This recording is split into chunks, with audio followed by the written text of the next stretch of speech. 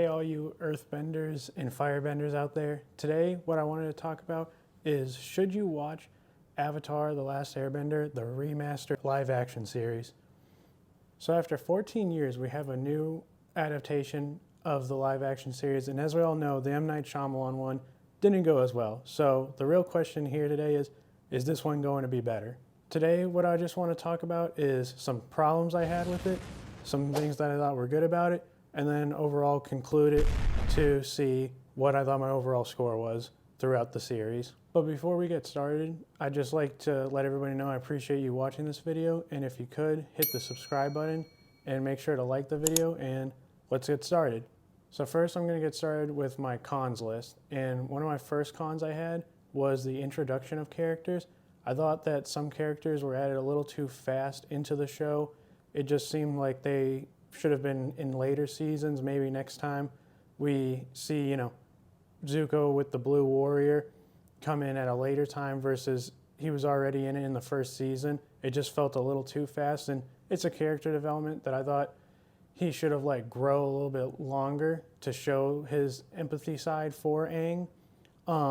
With that, I just hope we have a easier time making sure that everybody is added when it flows versus just pushing out characters to try and force them on you. The next con that I just want to talk about is the Uncle Iroh character.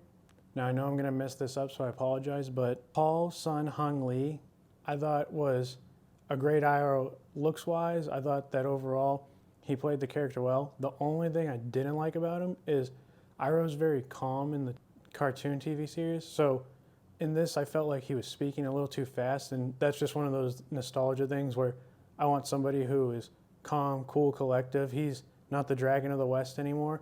So next time, I hope he is drinking his herbal tea and making sure that he just speaks a little bit slower. Now, on to my pros list.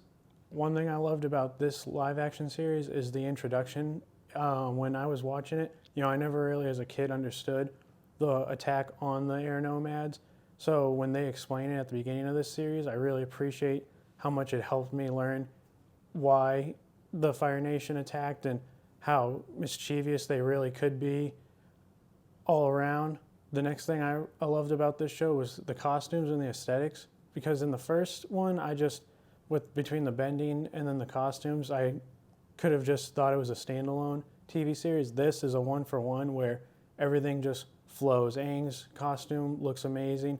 Everybody just has a great overall look to how their clothes feel, as if you're right back in the series. And then the bending itself, it's just done very well. They obviously took the time and effort with the CGI to make sure that they did it right this time. There's no mistakes with it. Every time I could have felt like that was actually fire coming out of their arms, or they were pulling up a rock from the earth. It just felt more organic. And then the final thing that I really loved about this show that speaks wonders is the show grew up with its audience. Kids today probably won't be watching the show just because they didn't grow up with it. So this is made for anybody probably in those 20 to early 30s. So with that, they got a little bit dark, especially in the beginning intro. You see how powerful the Fire Nation is in one of the first scenes.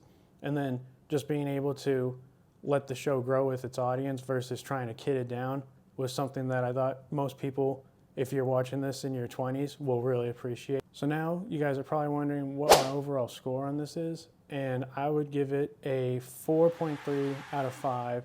Can some solutions be made to raise the score? Of course, there's always room for improvement. Hopefully in season 2 we'll see those improvements. Maybe they'll make what they learned from this season and make sure that they see what the audience is asking for and then go from there. But overall, I think just being able to watch a show that I watched as a kid and seeing it adapted into live action is awesome.